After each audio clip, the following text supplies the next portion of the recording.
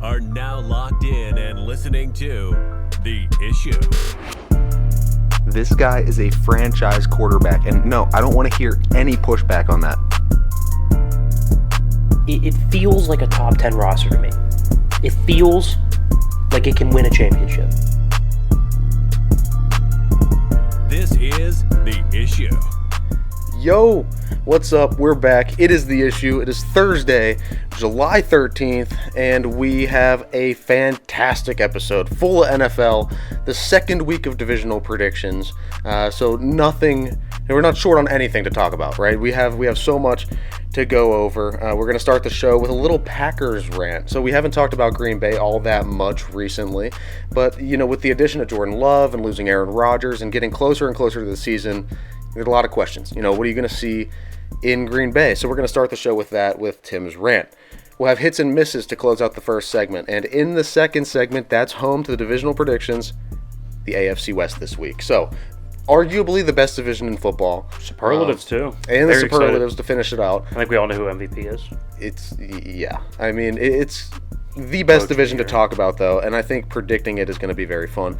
And in the third segment there, we got the news to start us off and a discussion on the top NFL teams to miss the playoffs. It was something I was thinking about earlier in the week. I was listening to a lot of sports stuff on various different channels and outlets, and you start to think, right, we've always talked about it, and we've talked about it a lot in the last 2 weeks especially, but there's a lot of teams in the NFL that fall out of the playoffs, and then some that make it in. But then there's going to be some big brands that I think won't make the playoffs, and some big teams that will kind of fail their expectations. Well, we're looking at the AFC West today. There's three teams that would it surprise you if they won the division? No, right? Like, would it surprise you if a Hall of Fame coach and a future Hall of Fame quarterback who won, 5 games last year, we win 11 and compete for the division? No, it wouldn't shock me. But would it shock you if they came in last? Probably not. It would surprise me, but they were really bad last year. It's not like it would be that much different. Yeah, it's going to be a good one today. So thanks for joining us. No matter what platform you are joining us on, you can watch the show. Spotify, YouTube, and Amazon Prime Video. Listen to the show on Amazon Music, Apple Podcast, Amazon Music, Apple Podcast, Google Podcasts. There it is. And, of course, iTunes. So go check it out, guys. I'm overwhelmed. Those will all be in the description if you're overwhelmed like I am. So, again, we were mentioning it. We were checking, kind of looking at the NFL teams. I'm checking over-under win totals, right, for the NFL teams this morning. Part of my prep for the AFC West. What does the market think of these teams? It's Vegas is, unfortunately, for us bettors out there, usually right? So I want to see what does the market think of these teams. Now, Green Bay obviously isn't in the AFC West, but again, I'm looking at the entire list.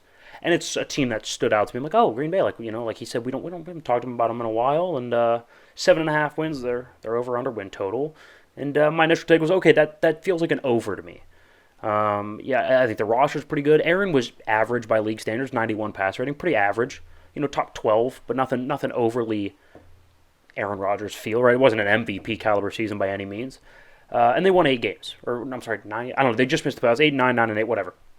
So I think 8 is reasonable. With a little bit less chaos this year, Jordan Love comes in. I'm like, okay, 8 feels reasonable to me.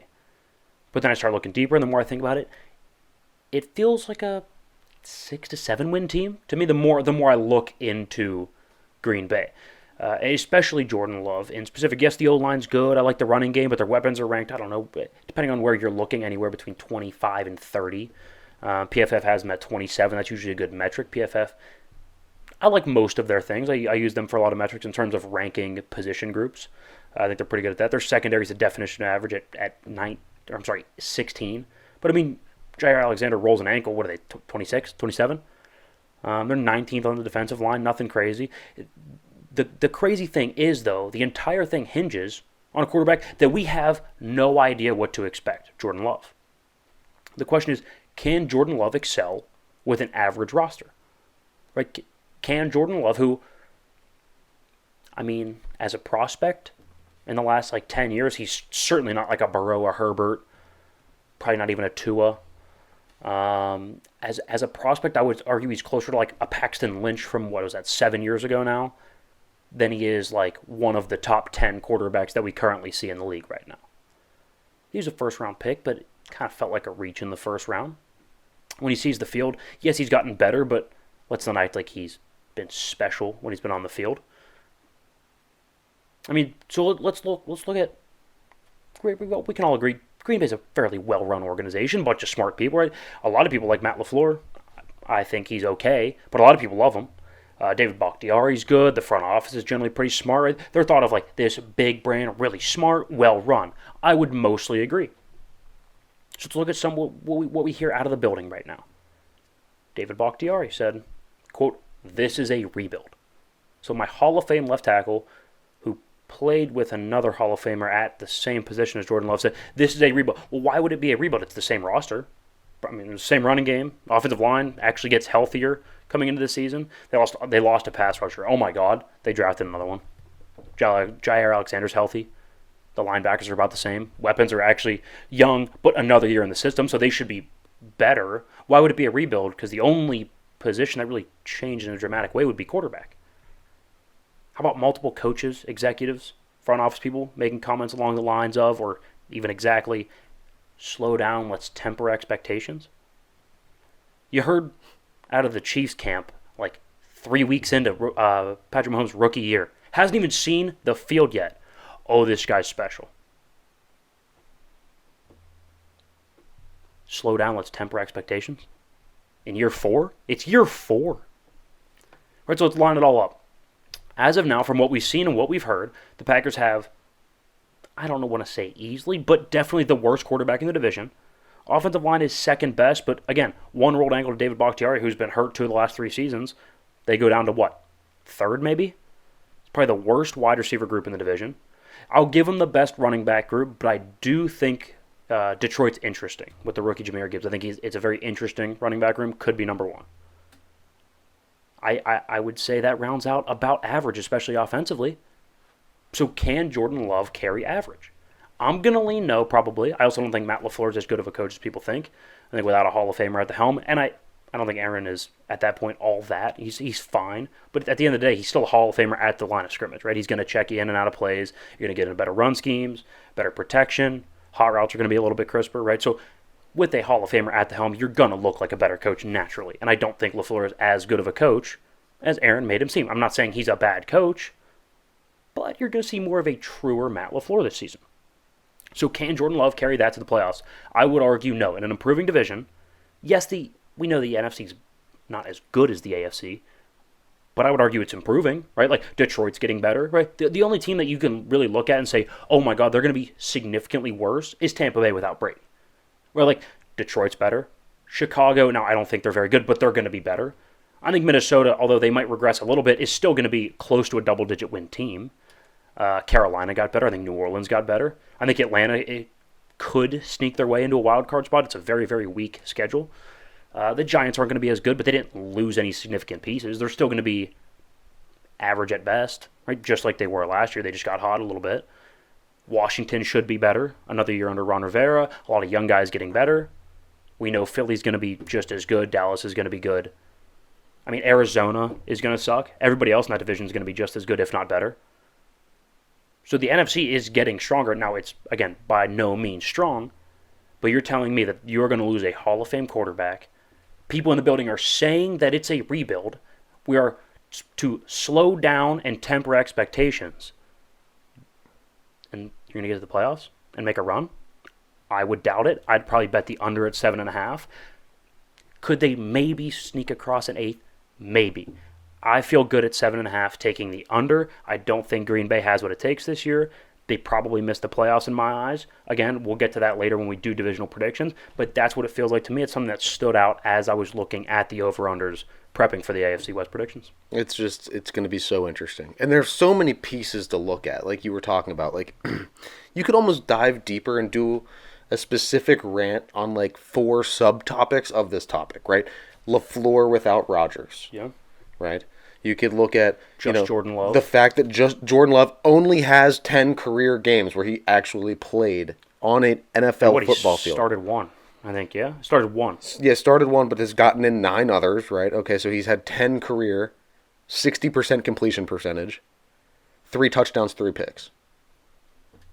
Very average. So below, I mean, that's and then you can look at it from the perspective of Look, Green Bay couldn't even win playoff games with Aaron Rodgers. Couple first-round exits. They Yeah. struggled a lot. Now you add this Jordan Love guy in here who has very little experience. I would agree. And here's a weird thing is, and now this is kind of putting the horse before the wagon or wagon before the horse. I don't know, whatever the saying is, doesn't matter. I don't know, I'm not 65 years old. That's that's a total old person saying. Sure, but get the point though. But yeah. The point is, like, if Jordan Love is even decent, does Green Bay feel this moment of, like, what do we have to pay him now? Even if he's the 16th best quarterback, they sneak into the playoffs with the 7th seed, lose because they're going to be playing the 2nd seed, which is probably Philly or San Fran, on the road. So they're not built to win that game, even if they exceed expectations. Does Green Bay sit there and go, oh my God, do we pay him? No. Because now you're in the middle of the road in the draft, so you're not probably going to be able to draft somebody. And Green Bay is not a place where you're going to give up a ton of assets to go get a free agent. They never have. So what's your plan? Are you going to pay him?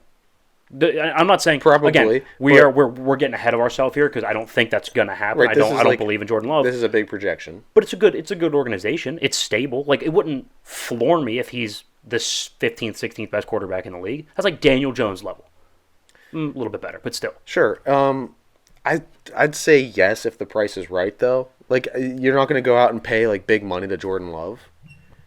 You know, I know that's exactly what we thought with Daniel Jones. Right, but the quarterback market is crazy. You're right. I just don't know if I think any awake, living, breathing person would know that you don't shell out the bank to Jordan Love.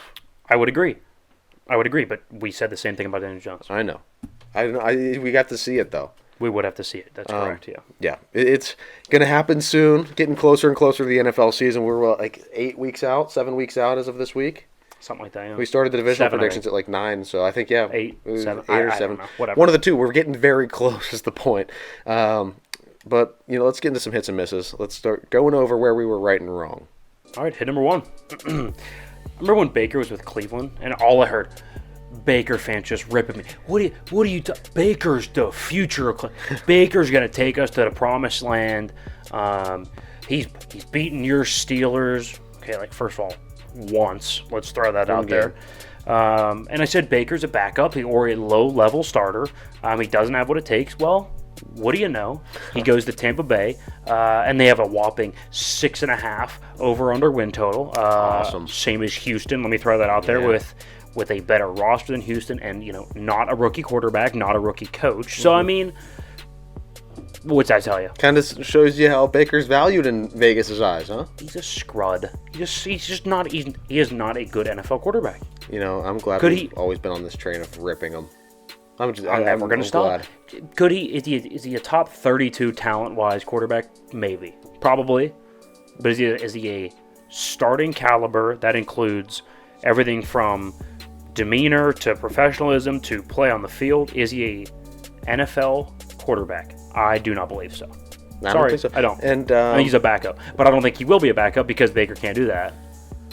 So I think he'll probably be in TV in about 2 years. Was there a better feeling than being at Ben's last home game and seeing cold, Baker sacked like 7 times? And just to see TJ Watt round the edge and just obliterate Baker Mayfield. It felt so good.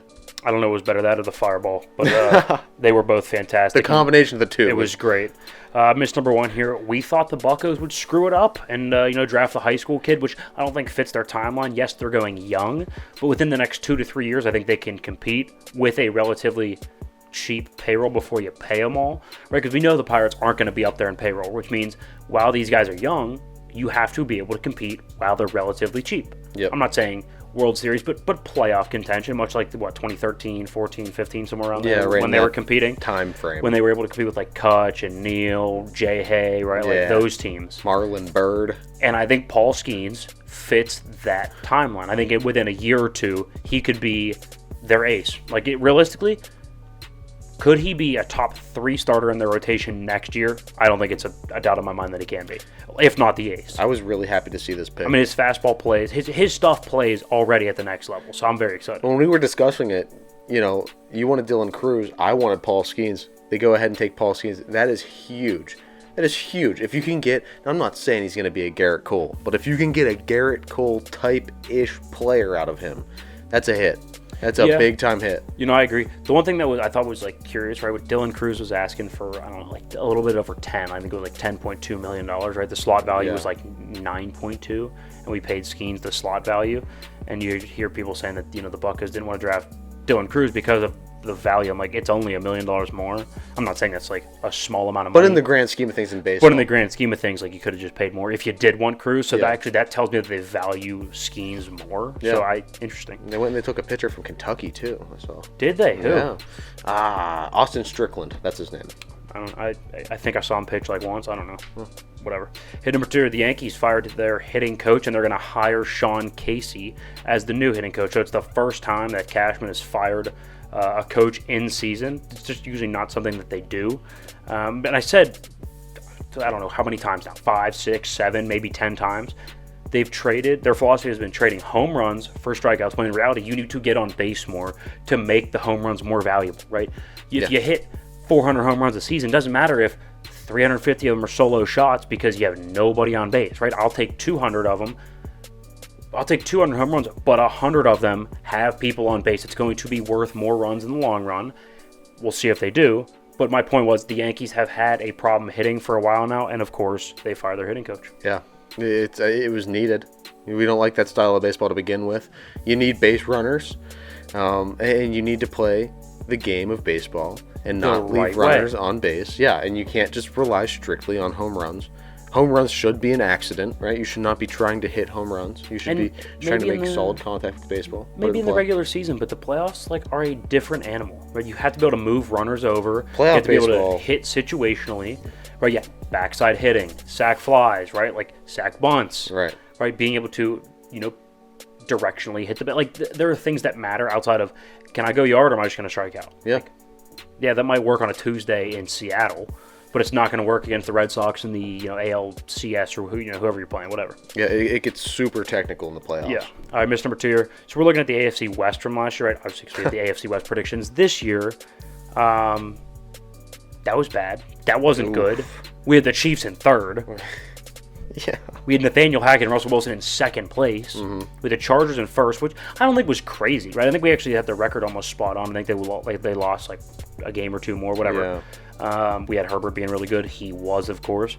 But new rule on the show, let's just not doubt Patrick Mahomes and the Chiefs. Let's just we started predictions today. You're like, all right, so who should we start with? And I'm just like, I'm done messing around. We start with the Chiefs at 1 and we go from there. Everybody else, it's the Chiefs at 1, the Raiders at 4. Who's it? We can determine, are the Chargers 2 or the Broncos 2? That's pretty much what it comes down to. We're done messing around with the AFC West. Until we are proved otherwise, it is the Chiefs at the top, period. Yeah, 100%. We tried to get a little too cute with it last year. I think plus everybody in the league missed on Denver. All right, it's not a lot of people did. I don't want to say everybody, but a lot of people did. I mean, we're not like a minority or anything. No, they thought that Russell Wilson should have been better. He should have been better. 3 straight years, 100+ pass rating. Did I expect it to go to 78? That's an anomaly. It's an anomaly. We missed there, though. AFC West was horrific last year. It was bad. Hit number 3 here. Article by Jay Busby from Yahoo Sports claims that Kirk Cousins is a top 10 quarterback. What do you know? Now, I know it's just this guy's opinion, but he's, fairly well-known, right? We've been on this for, I don't know, since we started the show, basically. I said he's a lot better than you think. Just because he doesn't win in prime time does not mean he's a good B to B+ quarterback that can go win you almost 10 games a year. Yeah. He's going to keep you in every game you're playing, in almost every game. He's going to lose you very few games, maybe 2 to 3 every 2 years. I mean, he is a very, very nice NFL quarterback. You go look at his stats. He puts up big boy numbers. He's close to 100 pass rating almost every year. He's going to complete almost 70% of his throws. He's going to give you 25-ish touchdowns, 10-ish picks. Kirk is going to put up big boy numbers. He is a legit NFL quarterback. We've been saying it for years, and what do you know? It's other people think it as well. Yeah, I mean, 100%. He's been good. If you outside of primetime games when the lights come on, he's good. Yeah, it's primetime. So not everybody's a primetime player. Whatever, it's fine. Not everybody's Derek Jeter and is better in the playoffs. Sorry. Missed number 3 here. In our superlatives last year for the AFC West, we had Russell Wilson as the MVP of the division. Yeah. He was downright awful. I mean, look, partially Nathaniel Hackett, but still, downright awful. Again, there's no precedent in NFL history for somebody being 3 to 4 straight years of 100-plus pass rating, right? Super Bowls, very good, one of the best deep ball throwers, to 79 pass rating, can't throw a deep ball. That's never, it's never happened without a major injury. Yeah. Oh, he hurt his hand a little bit. Without a major injury, no major surgery. We also have a new rule on the show for the superlatives now, too. Patrick Mahomes is the MVP until proven otherwise? Yes. Okay, so the Chiefs and Patrick Mahomes are at the top until proven otherwise. I think it's a good rule. It's a good rule. I think it's a great rule. It's been a constant. It's been a constant. What hasn't been for us, we have to make it a constant. It's been in reality. In the league, it's been a constant. Yeah, not here. It's a motif in the NFL, if you want to say that. I think so. little sidebar because we got some time. There's this. It's something we talk about. There's always the ebbs and flows of the NFL, right? There's going to be new teams that make the playoffs, old teams that drop out, right? Rarely are teams going to win the division. It's rare to see the Chiefs win it 10 straight years or whatever, right? It just doesn't happen in the NFL. But there are times it does, and there's some times where the obvious is staring you right in the face. Don't try to get too hung up on everything has to change. Right? For most of the league, but most of the league doesn't have a top 1 quarterback talent of all time and a top 3 coach of all time. Yeah. I mean... not everything has to change. Yeah, some of it remains constant. The big dogs will. Like the AFC North, right? Or, I'm sorry, NFC North, right? I talked about Jordan Love and the Packers, right? Yeah. They lose Aaron Rodgers. That's a big change. That's a big change. There's one where you can predict, hey, I think the Lions are going to be better. Well, yeah, that happens. We should probably cool it with predicting the Chiefs are going to come back down to earth, because I don't think they will. Yeah. They haven't shown any signs of it. And like you said, they just don't lose in September, so it's hard to give them losses early in the season, even when their schedule is a little bit tough. But, I mean, it's the Chiefs, and, nothing really seems all that tough for them. They'll find a way. They could be down 28 in the fourth quarter. They'll come back. But, guys, we'll get to it next segment coming up. AFC West divisional predictions and superlatives on the other side of the break. Don't go anywhere. And welcome back. Second segment, the issue. 13th of July, flying by. We are about 2 months away from the NFL season. Yeah. September 7th, I believe, the kickoffs are about 7 weeks away. Yeah. Could not be more excited. We did the NFC West predictions and superlatives last week. We, of course, followed up with the AFC West predictions here in about 2 minutes. We will then have the superlatives following that. In the third segment, we'll get to some sports news as well as some discussion of there are a lot of really good football teams this year, especially in the AFC. Who's going to miss the playoffs? That might be a winning team that missed the playoffs, right?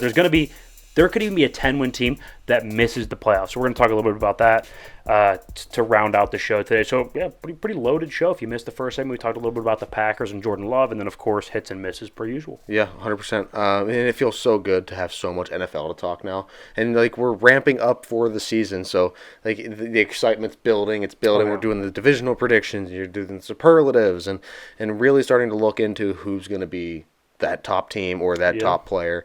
And then that just rolls us perfectly right into the predictions for week 1. And we'll have that to go in about 8 weeks. So I cannot wait to go 1-0. Yeah. That's right. That's going to kick off again. We got the prediction battle. We'll have the head-to-head prediction battle, of course. But for this one here, we're kind of on the same side. So AFC West predictions. Here we go. For those of you who are new here, we always start at 4 or the bottom of any list and go up towards the top. So we will, of course, start with 4 here. And we kind of mentioned this a little bit in the first segment if you watched that. But number 4, the Las Vegas Raiders. To me, first of all, I'm not sure if Jimmy G plays. And even if he does, is he going to give me a full season, right? And even if he does give me a full season, are we sure he's still... Because I thought Jimmy G in what we would call his prime in San Francisco was a top 12 to 15 quarterback. I'm not sure he still is anymore. Yeah. If you include the fact that he is injury prone, I would argue he is not top 15 anymore. He's probably not a top half quarterback at this stage in his career with the injuries piling up. I like Devontae Adams, but he's not completely happy. We know that wide receivers get a little diva-esque. Can the locker room kind of fracture? I would also point out that despite his offensive prowess, Josh McDaniels as a head coach has not been very successful. I mean, he drafted Tebow. That didn't work out. No. He's now run off Derek Carr. He seems a bit abrasive, especially for a culture in not only the world, but in sports specifically, that is a little bit more nurturing, I would say. I mean, yes, you can have some tough love, but the days of just saying screw the star are just completely over. You have to take care of yourself. I'm not sure he gets that and plays to that, despite being a little bit on the younger side. So to me, the Raiders are the most unstable organization in the division, especially ownership, coach, quarterback, the whole way down. So I will put them at 4. Yeah, and that makes a lot of sense. Plus, you look at the fact that Vegas has been super noisy. There's been a lot of noise that has come out of that franchise in the last 2 seasons, and that's not. We talk about it a lot. 2 it's seasons. Not the last 32 seasons. I guess, yeah. That's not the recipe for success in this league. You don't hear noise coming out of the Kansas City camp. You don't hear noise coming out of the Steelers camp for the most part ever. Yeah, it's a well-run organization. Up until this point with Stephon Diggs, Buffalo, same way. Exactly. So those big teams and organizations, franchises that are going to go a long way and that are going to be really good in the season generally don't carry noise with them. And I will say, so kind of a little pivot here, back to the NFC West for a second. That's why I think the Rams are going to be a lot better than people think. Haven't heard of Pete. Yeah. Haven't heard of Pete. In Good LA. quarterback, good coach. Haven't heard of Pete. In Los Angeles. LA. Just throwing it out there. You don't see that too often. Just throwing it out there. Number 3 here, the Denver Broncos. To me, I think they're a 10-win team. I think it feels about right. So I think that they had, 5 wins last year.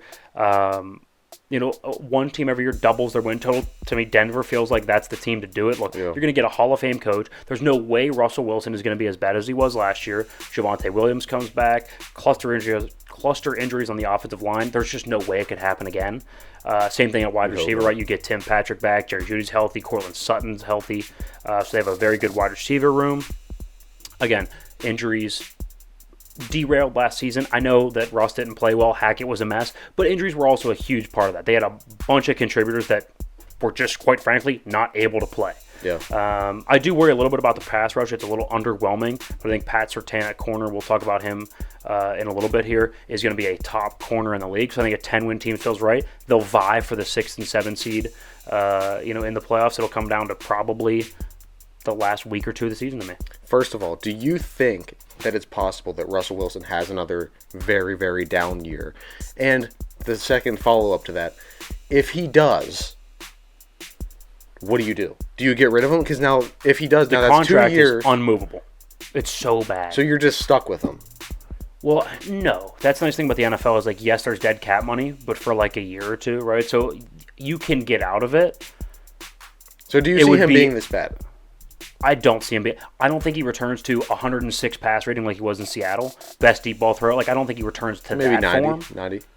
Can he get me to 92? Like Aaron Rodgers last year was 26 touchdowns, 12 picks, completed 64% of his throws, and had a 91 pass rating. Yeah. Can he be? And that's fairly average. Can he be a top 15 quarterback? He was 25th last year. Could he be 15? Could he be 13? I think so. And if that's asking too much. If that's the case, they win at least 8 games. At least. Now, if he's terrible, what do they do? I don't know. That's a discussion if that happens. Yeah, I guess. I just don't know because they've kind of backed themselves into a corner here with Russ. I feel like if it doesn't work for them, they are screwed. I think that's why they went all in on Sean Payton. You know what I mean? That's why they gave up a first-round pick for Sean Payton. You have to go all in for a coach that's going to make Russ not a total failure. Because if so, fair. I hate to say if your quarterback's a failure, your organization's a failure. But it's pretty true. Look around the league. It's pretty true. You know what I mean? All right, number 2, Los Angeles Chargers, 12-5, 11-6, 12-5. We went 12-5. I could see 11-6. I don't think they're a 13-win team. I think 12-5 is about the ceiling. If you think 11-6, you're probably a little bit skeptical on Kellen Moore. I think he's going to be fantastic. I think he's worth a win just himself as the offensive coordinator. Look, with Justin Herbert and all that talent last year, they were a bottom 5 team in the second half offensively. There's just no excuse for it. Mm-hmm. Justin Herbert, big arm, can move, smart kid. There's no reason that offense with Keenan Allen, Austin Eckler, Mike Williams, they had Quentin Johnson. They have a good offensive line now that they've revamped it a little bit. Mm-hmm. Once they get a bunch of players back healthy, it'll be even better. There's no excuse that should be a bottom 5 second half offense. Yeah. I think Kellen Moore is going to change that. Defense gets, hopefully J.C. Jackson's back, healthy, focused. Khalil Mack's going to be back and healthy. Joey Bosa comes back. It's a talented defense. Can they put it all together? They were somewhere around 20 last year. Can they put it together enough to be 14? Because if so, I think it's a 12-win team. With Kellen Moore, new weapons on the offensive side, if the defense can get up to top half of the league, I think it's a 12-win team. Yeah, and I think one of the biggest things with Kellen Moore is he's going to bring offensive structure. That's what you need. So you have the pieces. And identity. Yes, and you have the pieces and you have the talent. But can we stop missing on fourth down attempts? Can we maybe kind of curb that a little bit? Maybe take some shots and some risks for sure, but in more calculated times. Just I think that's fair. Let's not just go out and play backyard football. This is the NFL at the end of the day, and you're not going to try to get your franchise quarterback hurt. Because what is Justin Herbert doesn't quit. There's no quit in Justin Herbert. So when it's 4th and 2. And it's not there. He's going to try to take it. Yeah. He's going to try to take it himself. Very Josh Allen-esque. Yeah. But he doesn't have the frame and the size exactly of a Josh Allen. He's big. He's not quite the athlete of Josh. He's not built like Josh Allen. Yeah, he's not quite the athlete. So it just worries me a bit, and I think Kellen Moore is going to be able to stabilize that. I couldn't agree more. And number one, again, we touched on this in the first segment as well. Yeah. Until further notice, the Chiefs are the top and the class act of the division. Until I see otherwise. Look, Andy Reid, I think he's the best coach in football right now. You can't argue me that he's any lower than 3. Yeah. I think Mahomes is the best quarterback in football. I'm not sure I hear an argument for even him being 2. I know Joe Burrow is great. Does he have 2 rings? No. Does he have an MVP? No. Does he have a Super Bowl MVP? No. Right? Can he throw off platform? Kind of, but not to the level of Mahomes. Not like Mahomes can. Is he as consistent as Mahomes? No. So watch him play against TJ Watt. Right? Like, I like Burrow. I think he's probably number 2. But I think there is a significant gap between number 1 and number 2. Yeah. Like, I think Mahomes is that guy. Like, I'm done trying to be trendy and play around and say, oh, but it could be the Broncos year. No, like, the Chiefs are going to win this division. They have the best coach in football. They have the best tight end in football. They have the best quarterback in football. They have the best GM in football. They have a top 3 ownership group in football. Like, that is the class of the league. Yes. Until further notice, the Chiefs are my number 1 pick for the division. They're 13-4. You could argue me into 14-3. You could argue me into 12-5. They win a tiebreaker with Los Angeles. Either way, they're going to be a very good football team. They're going to win the division. They're winning the division. Mahomes is going to vie for the MVP. Andy Reid's going to vie for Coach of the Year. They're going to be number 1 of the 2 seed. They're going to make a playoff run. It's what does Ken Murphy say? It's like drinking Dr. Pepper at this point. I just do it, right? It's just what the Chiefs are going to do. I have no doubt. There's your division. Yeah, and it makes a lot of sense to me. And like we kind of joked about, I brought it up before we started here. When we were going back and forth saying, you don't we're not moving the Chiefs out of first until we see them actually realistically fall out of first in real life. I'm willing to be wrong for a year with the Chiefs being worse than I think, than actually try to lie to myself and say that they're going to make 3rd place and then be obviously wrong because they come in first like they always do. Yeah, but even if they were to slip to a number 2 this season, next season when we're predicting this again, I still wouldn't feel comfortable having them outside of the 1 spot because I'd be like, okay, well they got 2nd last year, so I mean odds-wise they're going back unless first. They lose like Travis Kelce. Yeah, unless there's significant changes, which I don't see that because they are a very well-run team. As long as Pat Mahomes is there. Run us through the list. What's that? Run us through the list. Oh, okay. I got you. Yeah, 4 the Raiders at 5-12. Number 3 the Denver Broncos 10-7. Number 2 the Los Angeles Chargers at 12-5. And of course, again, the class of the league, the Kansas City Chiefs at 13-4. Rough estimate on records. Don't come at us. Probably not mathematically correct, but whatever. Just that's what we feel like they are. So that's what they're going to be. Yeah. All right. Go make yourself a list if you disagree. Send it our way. We'll see. But either way, there's your AFC West predictions. Let's go ahead and get into the AFC West superlatives. Yeah, so let's go. The best players in the AFC West. So we're going to give you the MVP, the Offensive Player of the Year, Defensive Player of the Year, Breakout Player, and the Coach of the Division. So let's get right into it. AFC West. All right, let's go. So as you mentioned, starting with the MVP, I think Patrick Mahomes is the obvious answer here. Now, I do think Herbert has a case, but I think in terms of value, yes, the roster is good, but can anybody have an offensive line and a wide receiver group rebuilt in the past 2 years and still be at the top of the league? It's really impressive. I don't think so. I think the most valuable player is Mahomes, right? With him not on that team, are the Chiefs maybe sneaking into the playoffs? Maybe. But they are not a Super Bowl favorite. They are not a dynasty without Patrick Mahomes. He is obviously the best player and the most valuable player in the division. I mean, working with lesser and lesser talent every year, it seems like. Because, I mean, the cap is going to shrink a little bit with how much room you have. And to be fair, like his contract goes up, so it's partially his fault, but it's not looked at as his fault because he's still winning. He's not contributing to losing at all. No. And his contract isn't either, which is crazy. And when you can see That generally doesn't happen. No. The more a quarterback gets paid, the worse and worse everything gets around them. And while that might be kind of true, they're still able to keep some good talent. I mean, you can still have Travis Kelce, which is a huge help. But I mean, when Mahomes is on the field, they just win.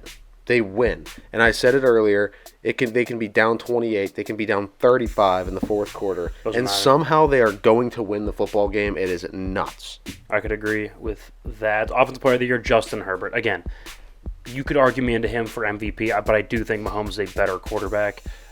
Justin Herbert, though, fantastic. I mean, he has had the best first 3 years pretty much ever. I mean, statistically speaking, yeah, the team success hasn't quite been there, right? The playoff game slipped out of hand a little bit. But from an individual standpoint, Justin Herbert, I mean, the size, the mobility, the accuracy, the maturity, the toughness. Right? The toughness, right? Every box you're looking to check in a franchise quarterback, Justin Herbert checks it. I think there's an argument he will be the most productive quarterback in the division this year. I think Mahomes, again, more valuable. I think he's a better quarterback overall. But for example, last year in the Super Bowl, he had under 200 yards passing. Yes, he was efficient, but he wasn't the most productive he's ever been. Yeah. I think Herbert will be arguably more productive than Mahomes, so I think Offensive Player of the Year, that's a perfect fit for Herbo. That's fair. That game where he was injured against the Chiefs and he had the was running with a broken rib, throwing with a broken rib. Yeah, and you could see him in between plays, could barely lift his arm. But then when it came time to throw the football, he could rip it and was extremely accurate and played his ass off all the way through the end of that game, which was, I mean, just, you don't see quarterbacks do that every day. It is just special, and I think he's still coming into his own. I don't even think he's not even hit his peak. Yeah, he hasn't hit his stride. Yeah, I feel like he's still picking it up, and now, we've been talking about, you add Kellen Moore into the system. Yeah. What's he going to look like with a really good offensive coordinator? Probably really good. Yeah, I'm excited to see it. I am too. All right, Defensive Player of the Year. So we were talking about, is this guy a breakout player, or is he just flat Defensive Player of the Year? We went back and forth. Yeah. And we realized we picked him for our breakout player last year, and so I think he takes another step forward.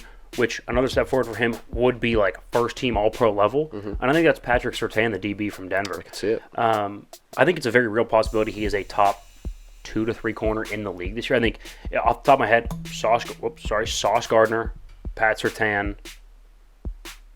I mean, maybe Jair Alexander, Jalen Ramsey, but I don't think he's. No, he's out of his prime. He's fallen. I think it's Pat Surtain. I think Pat Surtain, and I think he has an argument with Sauce Gardner. I really think he does. I think Patrick Surtain is a fantastic corner, locked down, long, lanky, just yet another Alabama DB who's fantastic. Are we surprised? I mean, Minka, Pat Surtain. They breed them there, I swear. Yeah, it's insane. So Patrick Surtain, Defensive Player of the Year, not breakout because I think he kind of broke out last year, kind of proving he is a top 10 DB. I think he takes another step forward, proving he's a top 3 defensive back. Well, and think about all the value that adds, especially in division with Mahomes and Herbert, right? You're going to have and Devontae Adams. Now, I'm not saying the Raiders are fantastic, but Devontae Adams is a real threat. He's a match. Yeah. So, I mean, that's a lot of offensive firepower and balls in the air that you're going to be seeing against you every single week, especially in division. 2 times a year from each of these teams. Yeah, it's 4 times total. It's not good.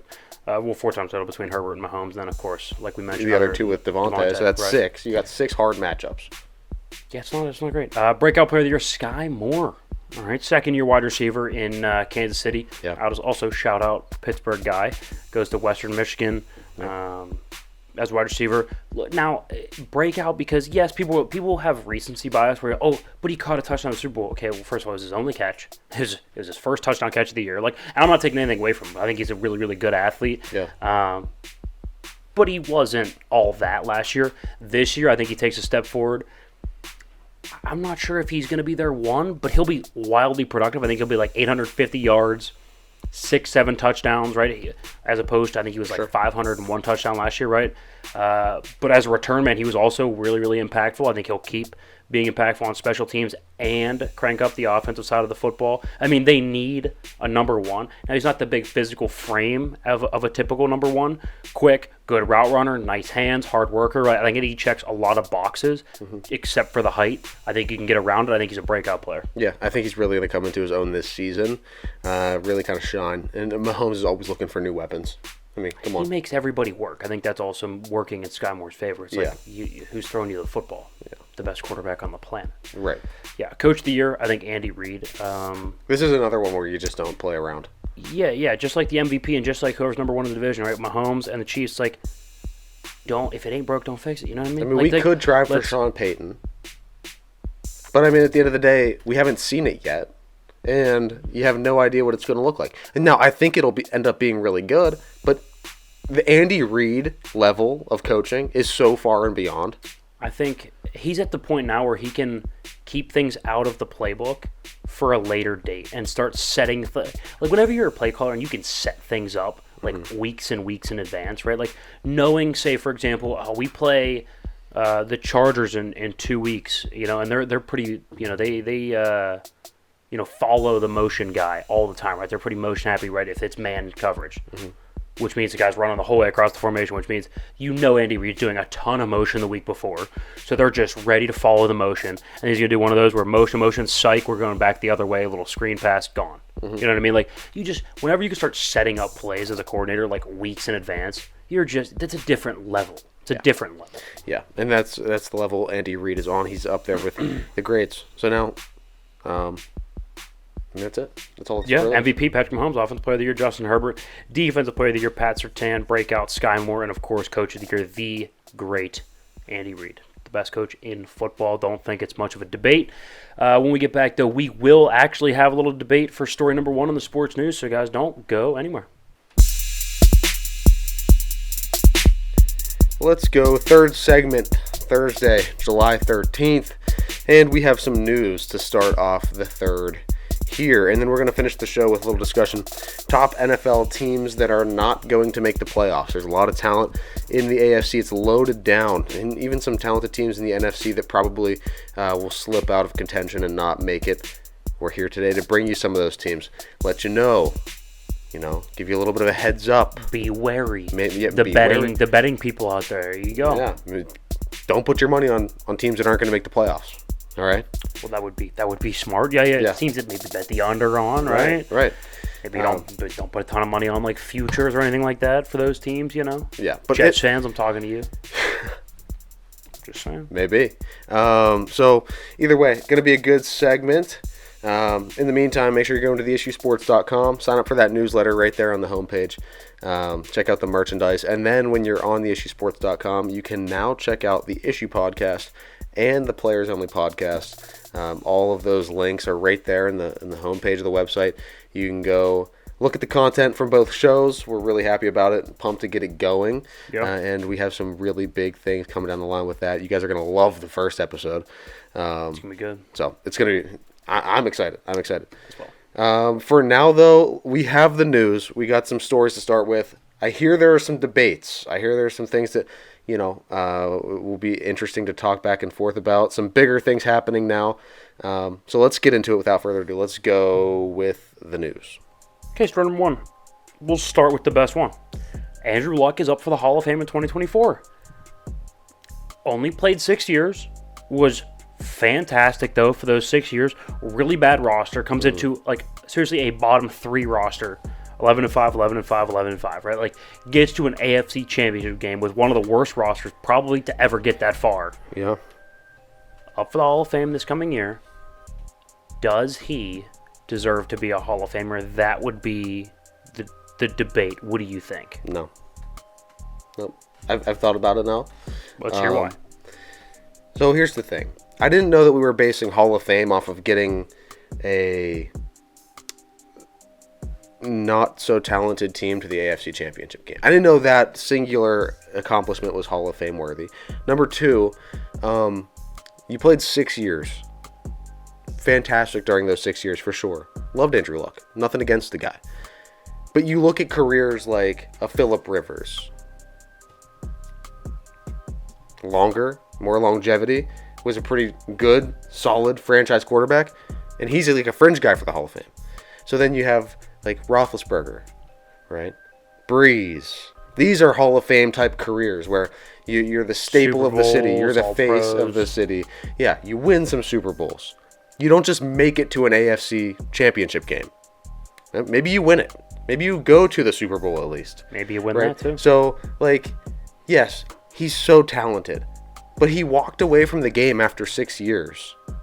Yes, I understand. The circumstances are crazy. But I mean, you have to look objectively at this. Because if we're just going to start letting guys like Andrew Luck into the Hall of Fame, or we're going to open the doors to everybody that had a solid 4 to 5 year spurt in their career and then dropped off. No. The Hall of Fame is for people that can sustain a career over a long period of time and be great over that period of time. Win Super Bowls. Win AFC championship games. Get there on a consistent basis. Compete in the playoffs. That's the definition of somebody that goes into the Hall of Fame. Now, I would tend to agree with you. I think to get into the Hall of Fame, you have to be excellent. And I think the definition of excellent is, or I guess you have to be great. And the definition of great is sustained excellence, Yes. right? And although he was excellent for 6 consecutive years, I don't believe that is a long enough. I don't think he's sustained that long enough. I think it needs to be longer than 6 years. If it is as short as 6 years, right? For example, Mahomes. I think Mahomes could retire tomorrow and get into the Hall of Fame. But the difference is he has 2 Super Bowls. He's an MVP. He has a Super Bowl MVP. He has 2 league MVPs, right? Like, although Andrew Luck was good, in those 6 years, he does not have the accolades requisite to have that short of a career and still get into the Hall of Fame. I think it's possible. I don't think his resume is the one to do it. Yeah. But, to play devil's advocate here, another argument is, were you at one point one of the best players in the game for a period of time? You could say for a half decade, Andrew Luck was a top 3 quarterback in football. Like, for example, you threw Phillip Rivers out there. Although Phillip was good, Phillip Rivers was never... You'll look back, Phillip Rivers and Kirk Cousins are the same player. Where, like, just because Phillip was in the league for a long time and compiled all these stats, he was never a top 5 quarterback in the league ever. Ever. Eli Manning was rarely even top 10. And they'll both probably get in. So, like, there's a fine line between, so you play for 15 years. Just because you play for 15 years doesn't mean you're automatically getting in. Because if you play for 15 years and you're productive, like Kirk Cousins, trust me, Kirk Cousins is going to be in the top, 20 all-time in yards and touchdowns. Because he's going to play for another 10 years probably. Derek Carr might have an argument like that, right? If you're going to let in those type of guys who are just slightly above average for a long time, Yeah. I think there's an argument for a short burst of greatness. Sure. I personally don't think he should get in. I think there's at least an argument for a short burst of greatness as opposed to 15 years of slightly above average. And I see that. But, like, if you're going to have a short burst of greatness, that better win you a Super Bowl. That's what I'm saying. That's what I'm saying. You Yes. better at least win your conference. Yes. You better have a couple league awards. I would agree, right? Like, so I said, Like, short sustained burst of greatness, like a Mahomes level Yes. burst of greatness. I don't think Luck had that. he didn't. And there's an argument, but he didn't. didn't, I don't think, in my eyes. And just because he got hurt and had to stop playing the game doesn't mean we have to pander to this fact that he has to somehow be in the Hall of Fame. I would agree with you. I would agree. All right, story number 2 here. Vladdy Guerrero Jr. won the home run derby. What was that, Monday night? And Monday night. Yeah, I'm not a huge fan of the derby. First of I all, used to be. I used to hate the timer. It's the worst thing for the Yeah. derby I've ever seen. Yeah. I absolutely hate the timer. I don't like that either. I used to love the home run derby. It's just not really appealing to me anymore. No. You see that kid take a line drive off the face, though? Now that's appealing. That was okay. Okay, no. It's probably not good. Hopefully the kid's okay. Yeah. Kind of joking. But I mean, like, in reality, it was probably the most entertaining part of the night. Like the home run derby just does absolutely nothing for me. And I'll give the Pro Bowl credit. I'll give well, Pro Bowl's not that watchable either.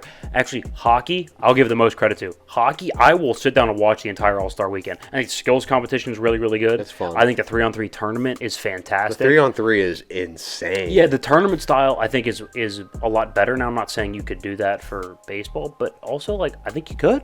I'm not saying they should. I think they could though. You could do something more than what they're doing. I would agree. I think it's the most unwatchable professional sports like all-star weekend. I would say it would go baseball, then football. Football's bad too. Football's we bad. can't forget about how bad the Pro Bowl's and then I'd go basketball, and I think hockey would be the best. They turned the Pro Bowl for football into flag football. Like, we can't forget that. It's bad.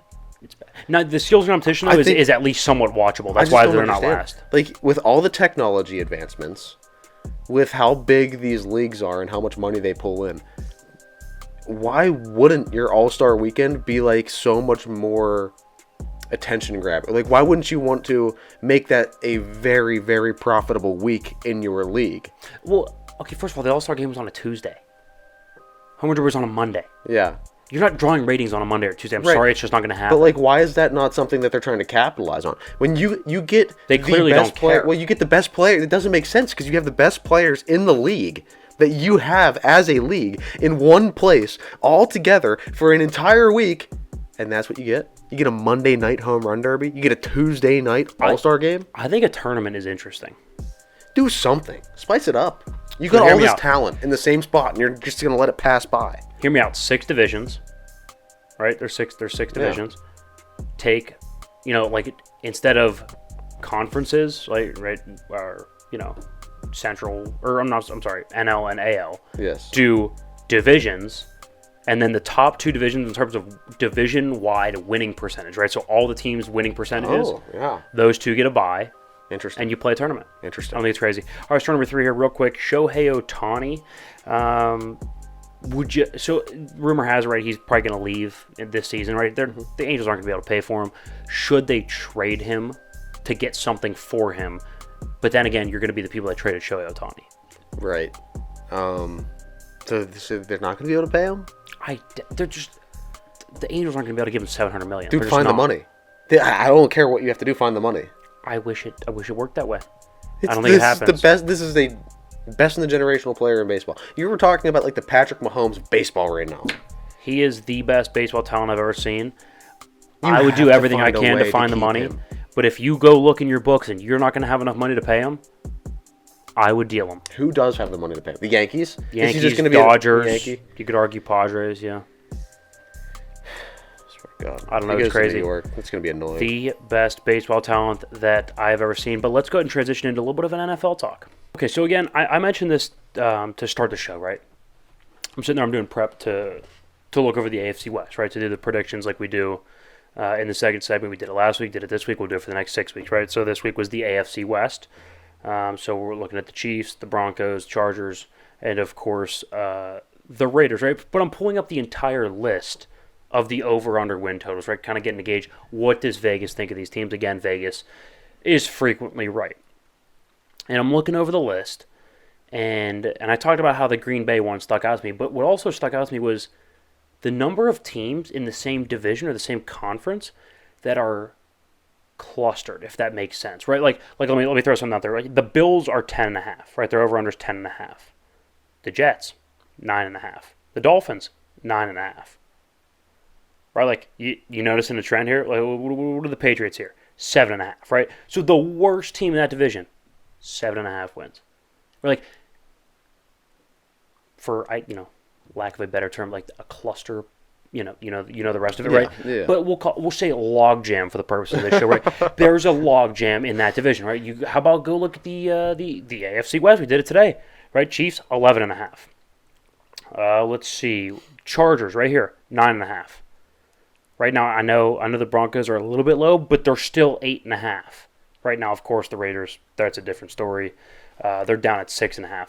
But again, those top 3 teams within a game or 2 of each other, right? And it made me think, because the NFC I don't think has this problem quite as much, but there are going to be really good football teams that don't get in the AFC. How about the AFC North? Steelers at -8, or I'm sorry, at 8.5 over under on their win total. 8.5. Let's see. Let's go. What about the Ravens? How about 10.5? First of all, that's really high. And then 11.5 for the Bengals. Browns at 9.5. Again, all within roughly a game. So it goes 8.5 Steelers, 9.5 Browns, 10.5 Ravens, and then what, 11.5 for the Bengals? Yeah. Right. So you're gonna have teams. So let's go ahead and say something that I don't think is controversial. Right? The Chiefs win that division. I think the Jags win that division. I think the Bengals win that division.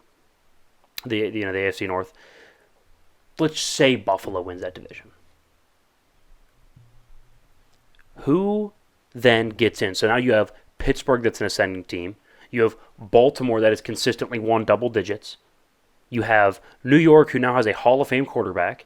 You have the Dolphins, who, when Tua is healthy, has been fantastic.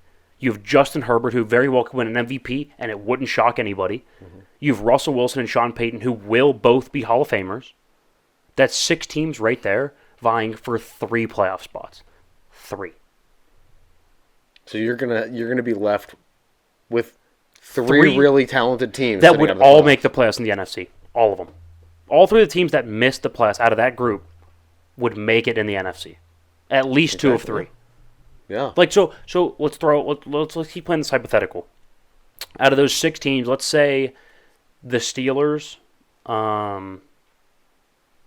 the Dolphins, and the Chargers get in.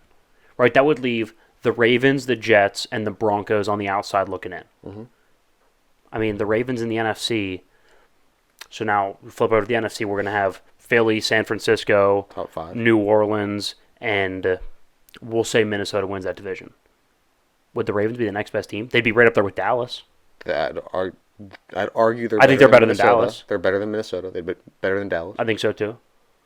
Depending on what the division they are in, and then they could be a division winner depending on what division they're in. When you go to a wild card, I mean, they're better than any other team that's going to. I would argue the same depending on how Aaron looks. Now that's a little bit of up in the air because we don't know how Aaron's going to look. But if he looks like he did last year, I would argue the Jets would be a top 7 team in the NFC. Mm-hmm. Again, same thing with Sean Payton and Russell Wilson. We don't know, but if they look like we think they can look, they would be a top 7 team in the NFC. Like, they are going to be really good football teams. So I would say be careful with this whole it's playoff or Super Bowl or bust, right? Especially for like the Jets, Aaron Rodgers, Hard Knocks, that media, and they don't make it. Could you imagine? That'd be tough. But I wouldn't say it's a failure. It would be because of their direction and their vision for it. Right, like if they didn't go out and try to get the best quarterback available on the market, and they didn't get a Hall of Fame quarterback in Aaron Rodgers, who, by the way, the only reason they went veteran like that is because you bring over the experience, you bring over the years and years and wealth of knowledge, and you bring him in to win now. No, I agree, but and especially with Hard Knocks, you have everything there with the media. Everything is set up there for you to make a playoff run.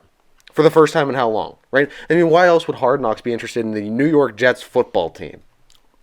I mean, you bring up a good point. It's all set up for them to make the playoffs. If they don't make the playoffs, this season's a waste. I don't know if I'd go waste, but you do bring up a good point, right? Like, they did bring him in to win now. It's interesting, right? So, like, that's the struggle with the NFL. Like, I feel like NBA, which, again, we don't cover a ton of NBA, baseball, even hockey for the most part. At the beginning of the season, you can look and be like, oh, those teams suck. Like, they won't. Like, I could tell you before the season, Pirates, A's, probably the Red Sox, they weren't looking very good.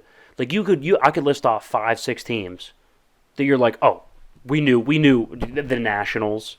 Like you knew a month before the season they were going to be good. The Rockies, right? Yeah. You knew at the end of last year that they're not making the playoffs. Probably not next year. Probably the year after. Probably not the year after that. Right? Like, that's something you could do in baseball, the NBA, mostly in hockey. Dude, football's wide open. The NFL is wide open. Yeah. Like, would it shock you if, I don't know, so out of 8 divisions, if there were 4 new division winners? No. There's going to be 6 new playoff teams, probably. There's going to be one team that shocks the world, doubles their win total, and is probably a number 1 or 2 seed. Then there's going to be one that plummets, too. Of course there will be. My guess would be Minnesota, but I don't think they plummet. I think they just go down to like 8 or 9 wins, but whatever. Either way. It's going to be absolutely fascinating. I don't know. We'll see. I just think it's interesting, right? I'm looking at these these over unders. It's like there's gonna be a bit of a logjam in some of these divisions. It's gonna be interesting. I can't wait to watch it. For sure. And we are getting closer, guys. Next episode it'll be July 20th. So what we'll be like what near the end division of we July. I'm pretty sure. Don't quote me. It's the NFC South. Is it South? Go check the Instagram from last year. Yeah, and go. I think it's South. I think it goes to the West, and then we do NFC South, AFC South, NFC East. No. We do East last. We do NFC North, AFC North. Or maybe we do North next. I don't know. We Surprise! will go Yeah, check. we'll leave you on the edge. A little real cliffhanger there. You don't know. Come back we Thursday. Don't know. I don't know. Yeah, come back Thursday, and you'll find out. We'll find out what division we have coming up next. But if you subscribe to the newsletter, you'll know in advance what That's we're true. doing. You'll know on Wednesday before the episode comes out next Thursday. So, guys, make sure you're going to theissuesports.com. Check out everything there. Like I said, subscribe to the newsletter. All you have to do is type your email in, press submit, and then it sends you an email to your account. Just go on, accept it so that you'll start getting the newsletters every single Wednesday.